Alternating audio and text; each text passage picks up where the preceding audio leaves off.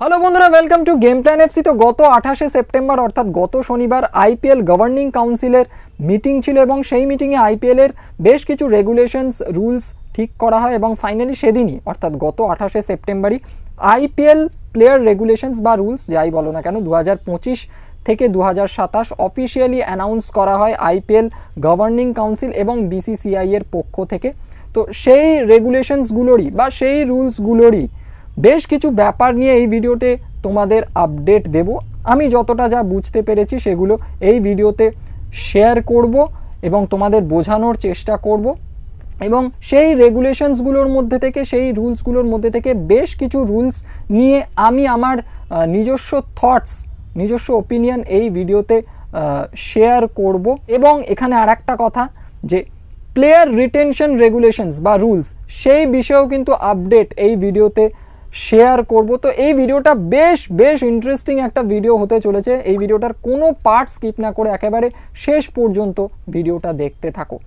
তো প্রথমেই বলবো যে রেগুলেশনস বা রুলস যাই বলি না কেন সেগুলো যেভাবে বেরিয়ে এসেছে সেইভাবে আমি 1 2 3 4 5 6 করে বলছি না, আমি নিজের মতো করে পরপর বলছি, ঠিক আছে, যাতে আমার বলতে সুবিধে হয়।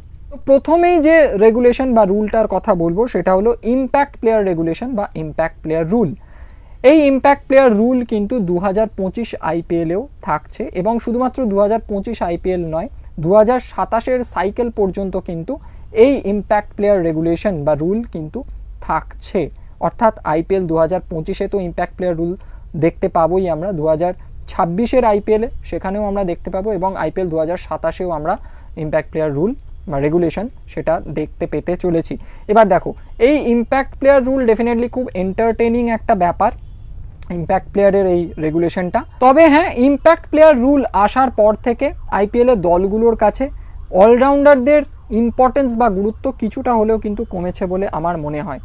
তো যাই হোক, নেক্সট যে রুলটা নিয়ে কথা বলবো, নেক্সট যে রেগুলেশনটা নিয়ে কথা বলবো সেই রুলটা কিন্তু আমার বেশ পছন্দ হয়েছে এবং রুলটা কি সেটা আগে তোমাদের বলি। তো ধরো কোনো একটা প্লেয়ারকে একটা দল, আইপিএলের একটা দল 10 কোটি টাকায় কিনেছে, ঠিক আছে, তো সেটা হচ্ছে তার কন্ট্রাক্টেড অ্যামাউন্ট, সেটা তো সেই প্লেয়ারটা পাই, সে প্লেইং 11-এ থাকুক, প্লেইং 11 বলা এখন ভুল হবে, ইম্প্যাক্ট প্লেয়ার মেলালে প্লেইং 12, সে ম্যাচ খেলুক বা না খেলুক, ওকে, সেই টাকাটা তো সে পাই, কন্ট্রাক্টেড অ্যামাউন্টটা। এর সাথে সাথে এখন একটা নতুন রুল চালু করা হচ্ছে এবং এটা কিন্তু আইপিএলে প্রথমবার ইন্ট্রোডিউস করা হচ্ছে এই রুলটা, সেটা হচ্ছে ম্যাচ ফিয়ের রুল। ম্যাচ ফিয়ের রুলটা কি, কোনো প্লেয়ার যখন কোনো ম্যাচ খেলবে আইপিএলের, সেই প্লেয়ারটা কিন্তু পার ম্যাচ ফি বাবদ 7.5 লাখ টাকা পাবে। মানে ম্যাচ খেললেই সেই ম্যাচ থেকে 7.5 লাখ টাকা সে ম্যাচ ফি বাবদ পাবে। এটা কিন্তু বেশ ভালো লেগেছে আমার রুলটা, কারণ ধরো কোনো একটা প্লেয়ার 10 লাখ টাকায় কোনো একটা দলে গেল, মানে কোনো একটা টিম 10 লাখ টাকায় কোনো একটা প্লেয়ারকে নিজেদের দলে নিল এবং দেখা গেল সেই প্লেয়ারটা ভীষণ ভালো খেলছে, আইপিএলের ম্যাচগুলো ভীষণ ভালো পারফর্ম করছে। তো তখন মনে হতেই পারে, সেই প্লেয়ারটারও মনে হতে পারে বা দর্শকদেরও মনে হতে পারে যে এই প্লেয়ারটা 10 লাখ টাকা এই টিমে এসেছিল, বাট এই প্লেয়ারটা যেমন পারফরমেন্স দিচ্ছে এই প্লেয়ারটা আরও বেশি টাকা ডিজার্ভ করে, বাট সেখানে তো আর কন্ট্রাক্টেড অ্যামাউন্ট বাড়ানো সম্ভব নয়। তো সেখানেই সেই প্লেয়ারটা যাতে একটু বেশি আর্ন করতে পারে, সেখানে কিন্তু এই প্লেয়ারটা ম্যাচ খেললেই পার ম্যাচ 7.5 লাখ টাকা পাবে এবং এই রুলটা কিন্তু ইম্প্যাক্ট যে প্লেয়ার তার ক্ষেত্রেও প্রযোজ্য। ওকে, তো এই রুলটা আমার বেশ ভালো লেগেছে। নেক্সট যে রুলটা নিয়ে কথা বলবো সেই রুলটার বিষয়ে তোমাদের বলি, সেই রেগুলেশনটার বিষয়ে বলি। তো অকশন পার্স, আইপিএলের দলগুলোর অকশন পার্স কিন্তু 120 কোটি টাকা করে দেওয়া হয়েছে বাড়িয়ে। তোমরা জানো আইপিএল 2024-এর টাইমে কিন্তু এই আইপিএলের ফ্র্যাঞ্চাইজিগুলোর অকশন পার্স ছিল 100 কোটি টাকা। তো আইপিএল 2025-এর আগে সেই অকশন পার্স বাড়িয়ে কিন্তু করে দেওয়া হয়েছে 120 কোটি টাকা, অর্থাৎ 20 কোটি টাকা কিন্তু অকশন পার্স বাড়ানো হয়েছে। এবং তার সাথে সাথে ওই পয়েন্টেই বলে রাখি যে টোটাল স্যালারি ক্যাপ আগে যেটা ছিল টোটাল স্যালারি ক্যাপ, যে auction purse plus incremental performance pay, এই দুটো মিলিয়ে টোটাল স্যালারি ক্যাপ ধরা হতো এবং সেখানে 2024-এ ছিল সেটা 110 কোটি টাকা। সেটাকেও কিন্তু এখন বাড়িয়ে দেওয়া হয়েছে এবং auction purse, incremental performance pay এবং ম্যাচ ফিজ, এই তিনটে বিষয় মিলিয়ে কিন্তু এক একটা ফ্র্যাঞ্চাইজির জন্য ধার্য করা হয়েছে 146 কোটি টাকা 2025 আইপিএলের জন্য। 2026-এর আইপিএলে সেটা বেড়ে হবে 151 কোটি টাকা এবং 2027-এর আইপিএলের জন্য সেটা বেড়ে হবে 157 কোটি টাকা। তো এই হলো টোটাল স্যালারি ক্যাপের ব্যাপারটা প্রত্যেকটা ফ্র্যাঞ্চাইজির জন্য। বাট এখানে এত কিছু ভাবার বা মনে রাখার দরকার নেই। আমার মনে হয় তোমরা জাস্ট মনে রাখো যে অকশন পার্স একটা দলের 120 কোটি টাকা, যে টাকাটা তারা তাদের দল তৈরির কাজে ব্যবহার করতে পারবে, মানে প্লেয়ার কেনার ক্ষেত্রে ব্যবহার করতে পারবে। তো এটা গেল একটা রুল। নেক্সট যে রুলটা নিয়ে কথা বলবো, নেক্সট যে দুটো রুল নিয়ে কথা বলবো, দুটো রুল ভীষণ ভালো লেগেছে আমার এবং কেন ভালো লেগেছে সেটাও বলবো। নেক্সট যে দুটো রুলের কথা বলছি তার মধ্যে প্রথম রুলটার কথা যদি আগে বলি, সেটা হচ্ছে প্রত্যেকটা ওভারসিজ প্লেয়ারকে, অর্থাৎ ফরেন প্লেয়ারকে, ফরেন ক্রিকেটারকে মেগা অকশনের জন্য নিজের নাম রেজিস্টার করাতে হবে। যদি কোনো overseas cricketer, overseas player mega অকশনের জন্য নিজের নাম রেজিস্টার না করায়, তাহলে পরবর্তী ইয়ারে যে অকশন হবে সেখানে সেই প্লেয়ারটা নিজের নাম রেজিস্টার করাতে পারবে না।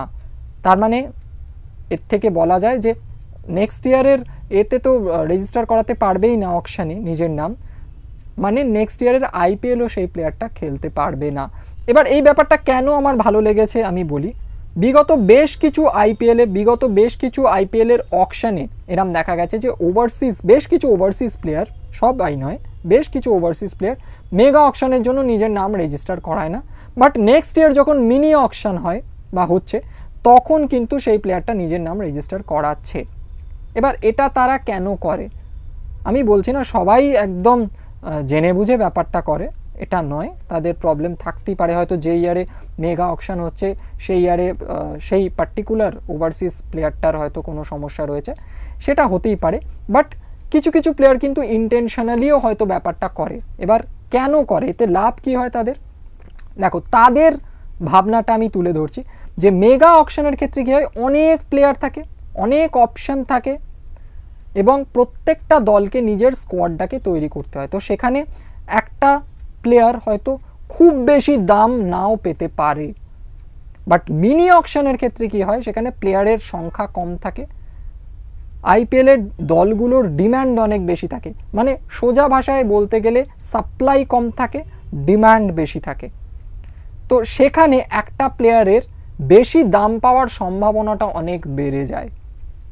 তো এই ভেবে হয়তো বেশ কিছু ফরেন প্লেয়ার, ওভারসিজ প্লেয়ার কিন্তু ইন্টেনশনালি মেগা অকশনটাকে এড়িয়ে যায় এবং নেক্সট ইয়ারে যখন মিনি অকশন হয় তখন নিজের নামটা রেজিস্টার করাতে চায় বা রেজিস্টার করায়। এইটাকে আটকানোর জন্যই আমার মনে হয় বিসিসিআই খুব ভালো, দুর্দান্ত এই রুলটাকে এনেছে। আমার তো ভীষণ পছন্দ হয়েছে। এবং নেক্সট যে রুলটা নিয়ে কথা বলবো এবং সেই রুলটা কি তোমাদের বলে দিই। ধরো কোনো প্লেয়ার তিনি অকশানে নিজের নাম রেজিস্টার করিয়েছেন, ঠিক আছে, অকশন থেকে কোনো দল, আইপিএলের কোনো ফ্র্যাঞ্চাইজি সেই প্লেয়ারটাকে, সেই পার্টিকুলার প্লেয়ারটাকে নিজেদের দলে একটা দাম দিয়ে কিনলো, ঠিক আছে। কিন্তু আইপিএল শুরু হওয়ার আগে, মানে আইপিএল সিজনটা শুরু হওয়ার আগেই কোনো একটা রিজন দেখিয়ে সে নিজেকে আনঅ্যাভেলেবল করে নিল। এরকম যদি কোনো প্লেয়ার করে তাহলে সেই পার্টিকুলার প্লেয়ারটিকে দুটো সিজনের জন্য ব্যান করা, মানে আইপিএলের দুটো সিজনের জন্য ব্যান করা হবে। আইপিএলের দুটো সিজনে পার্টিসিপেট করতে দেওয়া হবে না, ব্যান করা হবে। এরকমও কিন্তু আমরা দেখেছি বিগত বেশ কিছু আইপিএলের অকশানে আমরা দেখেছি যে কোনো একটা পার্টিকুলার ওভারসিজ প্লেয়ারকে একটা আইপিএল দল নিজেদের দলে নিয়েছে, কিনেছে আর কি, অকশন থেকে দাম দিয়ে কিনেছে অবভিয়াসলি অকশন থেকে।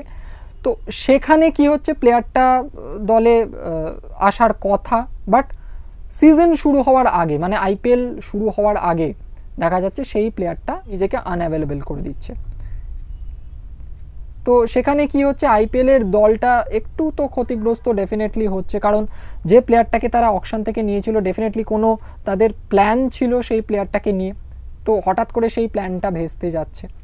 ডেফিনেটলি তার রিপ্লেসমেন্ট আইপিএলের দলগুলো নিতে পারে, সেটা ঠিক, বাট সেই প্লেয়ারটাকে, যে প্লেয়ারটাকে অকশন থেকে নিয়েছিল, সেই প্লেয়ারটাকে নিয়ে নিশ্চয়ই কোনো প্ল্যানিং ছিল আইপিএল দলটার, সেটা ভেস্তে যাচ্ছে হঠাৎ করে নিজেকে আনঅ্যাভেলেবল করে দেওয়ার জন্য আইপিএলের সিজন শুরুর আগে। তো এই জিনিসগুলোকে আটকাতে, মানে হঠাৎ করে যেন কোনো প্লেয়ার সিজন শুরু হওয়ার আগে নিজেকে আনঅ্যাভেলেবল না করে নেয়।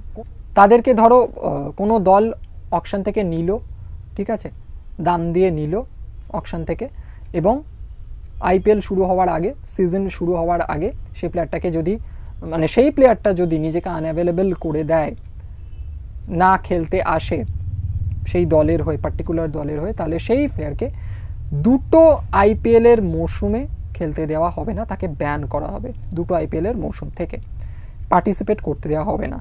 তো এই রুলটাও আমার মনে হয়েছে ঠিকঠাকই একটা রুল। নেক্সট কথা বলবো প্লেয়ার রিটেনশন রুল নিয়ে। তো আইপিএল ফ্র্যাঞ্চাইজিগুলোকে টোটাল 6টা প্লেয়ার রিটেন করার পারমিশন দেওয়া হয়েছে, মানে 6টা প্লেয়ার তারা এক্সিস্টিং স্কোয়াড থেকে, অর্থাৎ সহজভাবে যদি বুঝিয়ে বলি, আইপিএল 2024-এ প্রত্যেকটা দলের তো একটা করে স্কোয়াড ছিল, তো সেই স্কোয়াড থেকে প্রত্যেকটা দল 6টা প্লেয়ারকে রিটেন করতে পারবে। এবং কিভাবে করতে পারবে, তারা 6টা প্লেয়ারকে ডাইরেক্ট রিটেনও করতে পারে, মানে অকশনে যাওয়ার আগে রিটেন করতে পারে, বা সেই 6টা প্লেয়ারকে আরটিএম কার্ড ইউজ করেও অকশন থেকে নিতে পারে, এইভাবেও তারা রিটেন করতে পারে। সবচেয়ে বেশি তারা 6টা প্লেয়ারকে রিটেন করতে পারে। এবার সেটা ডাইরেক্ট রিটেনশনের মাধ্যমে করুক, আরটিএম কার্ড ইউজ করে করুক, বা আরটিএম কার্ড এবং ডাইরেক্ট রিটেনশন দুটোকে মিলিয়ে করুক, যেভাবেই হোক 6টা প্লেয়ারকে তারা রিটেন করতে পারবে তাদের যে এক্সিস্টিং স্কোয়াড সেটা থেকে। অর্থাৎ আইপিএল 2024-এ যে স্কোয়াডটা ছিল সেই স্কোয়াডটা থেকে 6টা প্লেয়ারকে তারা নিজেদের দলে রিটেন করতে পারবে। তো এটা হলো একটা রিটেনশন, প্লেয়ার রিটেনশনের রুল। এবার এটাকে যদি আরও ভেঙে বলি, এই রুলটাকে যদি আরও ভেঙে তোমাদের সামনে বলি, তাহলে ব্যাপারটা কি দাঁড়াবে, সেটা হচ্ছে বলা হয়েছে যে এই যে 6টা প্লেয়ারের রিটেনশনের রুলটা, এটা কিন্তু পুরোটাই ছেড়ে দেওয়া হয়েছে আইপিএলের দলগুলোর হাতে, যে তারা কটা আরটিএম ইউজ করতে চায়, কটা তোমার ডাইরেক্ট রিটেনশন ইউজ করতে চায়, সেটা টোটালটাই তাদের ওপর ছেড়ে দেওয়া হয়েছে। মানে কোনো দল যদি চায় যে তারা 3খানা ডাইরেক্ট রিটেনশন করবে এবং 3টে আরটিএম কার্ড ইউজ করবে, সেটাও তারা করতে পারে, এইভাবেও তারা 6টা রিটেনশন করতে পারে। কোনো দল যদি চায় যে তারা 4টে আরটিএম কার্ড ইউজ করবে এবং 2টো ডাইরেক্ট রিটেনশন করবে, এভাবেও তারা 6টা প্লেয়ারকে রিটেন করতে পারে, যে কোনো কম্বিনেশনে তারা করতে পারে। তবে এই 6টা প্লেয়ার রিটেন করার ব্যাপারটা কিন্তু আরও কয়েকটা জিনিস বলা রয়েছে। হ্যাঁ, ম্যাক্সিমাম 6টা প্লেয়ারকে রিটেন করতে পারবে সেটা তো ঠিক একটা দল, বাট এখানে আরও কয়েকটা জিনিস রয়েছে। সেগুলো কি, সেগুলো তোমাদের বলি। যে ম্যাক্সিমাম 5টা ক্যাপ্ট প্লেয়ারকে তারা রিটেন করতে পারবে, ম্যাক্সিমাম 5টা ক্যাপ্ট প্লেয়ার, তার থেকে কমও করতে পারে, বাট ম্যাক্সিমাম 5টা ক্যাপ্ট প্লেয়ারকে তারা রিটেন করতে পারবে। এবং এই প্রসঙ্গে বলে রাখি যে এই ক্যাপ্ট প্লেয়ারের ক্ষেত্রে কোনো রকম রেস্ট্রিকশনস দেওয়া হয়নি যে এতগুলো ফরেন প্লেয়ারকে রিটেন করা যাবে, এতগুলো তোমার ইন্ডিয়ান প্লেয়ারকে রিটেন করা যাবে, এসব কিন্তু কোনো রেস্ট্রিকশন দেওয়া হয়নি, বাট ম্যাক্সিমাম 5টা ক্যাপ্ট প্লেয়ার। ওকে, কোনো দল যদি চায় যে তারা 4টে ফরেন প্লেয়ারকে করবে, 4টে ফরেন ক্যাপ্ট প্লেয়ারকে রিটেন করবে, একটা ইন্ডিয়ান ক্যাপ্ট প্লেয়ারকে রিটেন করবে, সেটাও করতে পারে। আবার যদি কোনো দল চায় যে 5টা ফরেন ক্যাপ্ট প্লেয়ারকে রিটেন করবে, সেটাও তারা করতে পারে। যদি কোনো দল চায় যে 5টা ইন্ডিয়ান ক্যাপ্ট প্লেয়ারকে রিটেন করবে, সেটাও তারা করতে পারে। তবে ম্যাক্সিমাম সংখ্যাটা কিন্তু 5টা ক্যাপ্ট প্লেয়ারের ক্ষেত্রে, কোনো রেস্ট্রিকশন নেই ফরেন প্লেয়ার বা ইন্ডিয়ান প্লেয়ারের বেসিসে। ঠিক আছে, এটা পুরোপুরি আইপিএলের দলগুলোর উপর ছেড়ে দেওয়া হয়েছে, তাদেরকে কিন্তু এই বিষয়ে ফ্রিডম দেওয়া হয়েছে। এছাড়া কি না, ম্যাক্সিমাম 2টো আনক্যাপড প্লেয়ারকে রিটেন করা যাবে, ঠিক আছে, ম্যাক্সিমাম দুটো আনক্যাপড প্লেয়ারকে। মানে ব্যাপারটা কি হচ্ছে, তোমাদের এবার মনে হতে পারে যে 5টা ক্যাপড প্লেয়ার এবং 2খানা আনক্যাপড প্লেয়ার, তাহলে তো 7খানা টোটাল প্লেয়ার হয়ে গেল। তাহলে আমি আবার বলছি 6টা প্লেয়ার রিটেনশন। দেখো ব্যাপারটা হচ্ছে প্লেয়ার রিটেনশন 6টা, কিন্তু ম্যাক্সিমাম লিমিটটা আমি বলেছি ক্যাপড প্লেয়ার এবং আনক্যাপড প্লেয়ারের ক্ষেত্রে। ম্যাক্সিমাম 5টা ক্যাপড প্লেয়ারকে রিটেন করা যাবে, ম্যাক্সিমাম 2টো আনক্যাপড প্লেয়ারকে রিটেন করা যাবে। দুটো মিলিয়ে কিন্তু কোনো দল 6টা রিটেনশনই করতে পারবে। মানে ব্যাপারটা কি আরও ক্লিয়ারলি যদি বলি, কোনো দল এরকম করতে পারে যে 5টা ক্যাপড প্লেয়ারকে রিটেন করলো এবং একটা আনক্যাপড প্লেয়ারকে রিটেন করলো, তাহলে 6টা রিটেনশন হলো।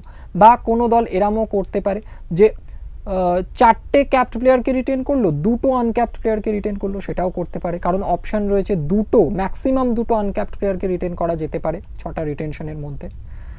বোঝা গেল ব্যাপারটা? এবার কি এখানে আর একটা জিনিস, এই যে 5টা ক্যাপড প্লেয়ারকে রিটেন করা যাবে সেটা আইদার আরটিএম কার্ডের ইউজ করেও করতে পারে বা ডাইরেক্ট রিটেনশন করেও করতে পারে। সেম ফর ওই তোমার আনক্যাপড প্লেয়ারের ব্যাপারটা, ওই যে ম্যাক্সিমাম 2টো আনক্যাপড প্লেয়ারকে রিটেন করা যাবে সেটা কিন্তু মানে করা যেতে পারে, সেটা কিন্তু আরটিএম কার্ড ইউজ করেও করতে পারে কোনো দল, বা ডাইরেক্ট রিটেনশনের মাধ্যমেও রিটেন করতে পারে কোনো দল। তো এই হচ্ছে ব্যাপার। ওকে, এবার এই যে রিটেনশনগুলোর যে রিটেনশন স্ল্যাবগুলো, মানে এক একটা রিটেনশনের পেছনে কত টাকা করে দিতে হবে, এই যে আমি এখন ভিডিও করছি এই ব্যাপারটা এখনো পর্যন্ত আমি একেবারে অফিসিয়ালি ঠিকঠাক মতো জানতে পারিনি, বাট বেশ কিছু ভালো জায়গা থেকে রিপোর্ট করা হচ্ছে যে ফার্স্ট রিটেনশনের ক্ষেত্রে 18 কোটি টাকা, মানে প্রথম রিটেনশন, মানে প্রথম যে প্লেয়ারটাকে ফার্স্ট রিটেনশন হিসেবে রিটেন করা হবে সে প্লেয়ারটাকে 18 কোটি টাকা দিতে হবে কোনো দলকে। সেকেন্ড রিটেনশনের ক্ষেত্রে 14 কোটি টাকা দিতে হবে। থার্ড রিটেনশনের ক্ষেত্রে 11 কোটি টাকা সেই প্লেয়ারটাকে দিতে হবে, যিনি থার্ড রিটেনশনে থাকবেন আর কি, তাকে 11 কোটি টাকা দিতে হবে। এই অবধি তো ঠিক ছিল, ওকে। বাট ফোর্থ রিটেনশনের ক্ষেত্রে, মানে যিনি যাকে ফোর্থ রিটেন করা হবে, যে প্লেয়ারকে যদি করা হয় তাকে 18 কোটি টাকা দিতে হবে। এবং ফিফথ যদি কোনো প্লেয়ারকে রিটেন করা হয় ফিফথ রিটেনশনের ক্ষেত্রে নাকি 14 কোটি টাকা দিতে হবে। তো এবার তোমাদের মনে হতে পারে যে 18, 14, 11 ফার্স্ট সেকেন্ড থার্ড রিটেনশন তো ঠিক ছিল, হঠাৎ করে ফোর্থ রিটেনশনে আবার 18 এবং ফিফথ রিটেনশনে আবার 14 কোটি কী করে হয়ে গেল? এইখানেই তো ব্যাপার। তো বিসিসিআই এবং আইপিএল গভর্নিং কাউন্সিল এরা হয়তো চেয়েছিল যে ম্যাক্সিমাম প্লেয়ার যাতে অকশন পুলে আসে। কিভাবে সেটা পসিবল? দেখো, কোনো একটা দল যদি 5খানা ক্যাপড প্লেয়ার রিটেন করে তাহলে টোটাল তাদের 75 কোটি টাকা খরচ করতে হবে 5খানা রিটেনশনের পেছনে। আবার কোনো টিম যদি একটা আনক্যাপড প্লেয়ারকেও রিটেন করতে চায় সেক্ষেত্রে আরও 4 কোটি টাকা সেই টিমটাকে খরচ করতে হবে। হ্যাঁ, এই প্রসঙ্গে বলে রাখি, আনক্যাপড প্লেয়ারকে রিটেন করতে গেলে কিন্তু 4 কোটি টাকা খরচ করা যাবে, এমনটা এখনও পর্যন্ত আমি শুনেছি।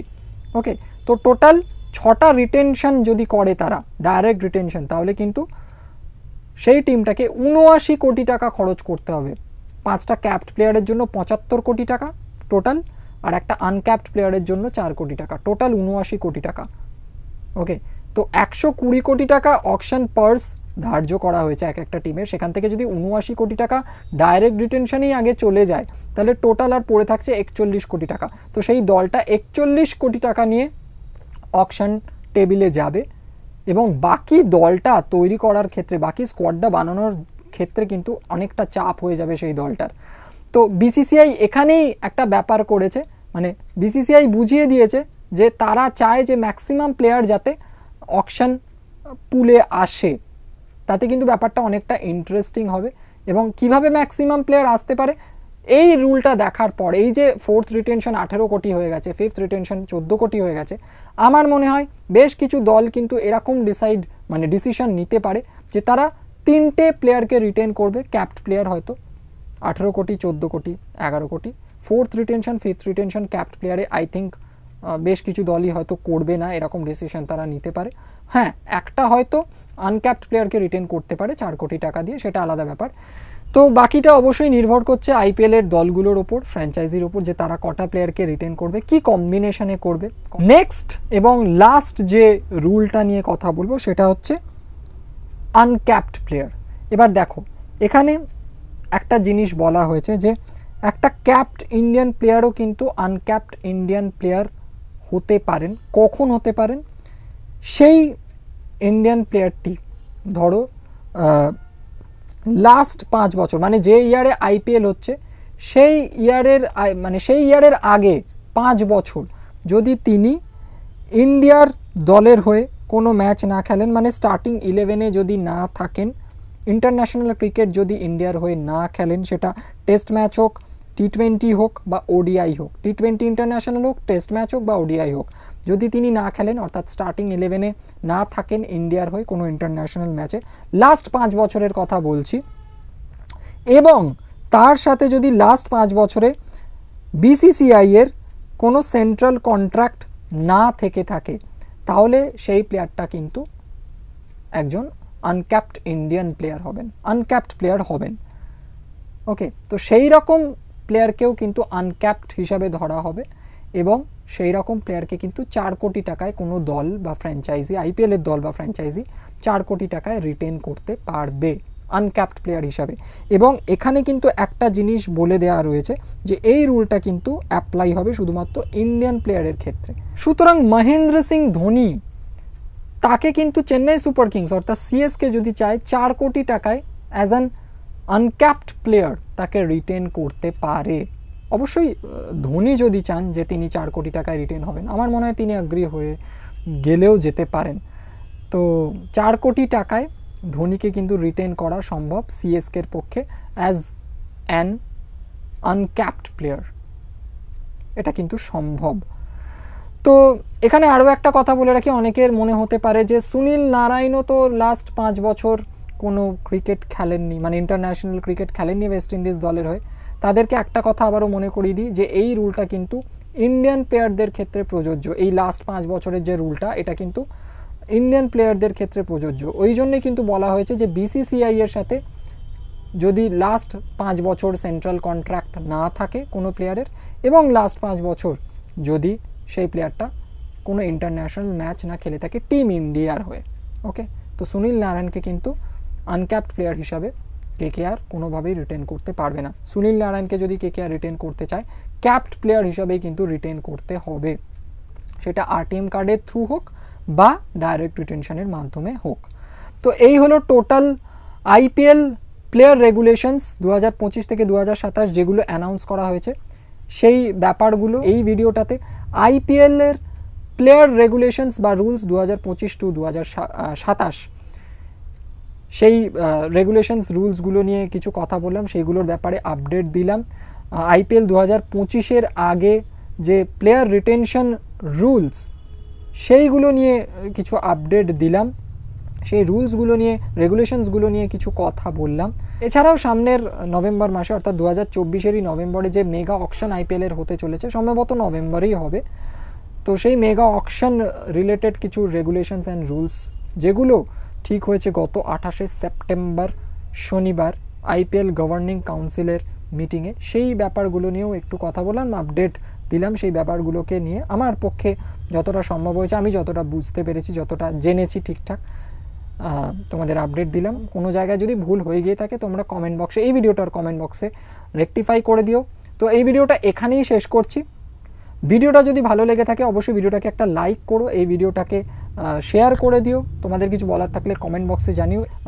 এছাড়াও বলবো যারা এই চ্যানেলে নতুন, এখনও এই চ্যানেলটাকে সাবস্ক্রাইব করোনি, তারা এই চ্যানেলটাকে সাবস্ক্রাইব করে পাশের বেল আইকনটাকে প্রেস করে অলে ক্লিক করে দিতে পারো এই চ্যানেলের প্রত্যেকটি নতুন ভিডিও নোটিফিকেশন সঠিক সময় পেয়ে যাওয়ার জন্য। তো দেখা হচ্ছে পরের ভিডিওতে, এখনকার মতো টাটা।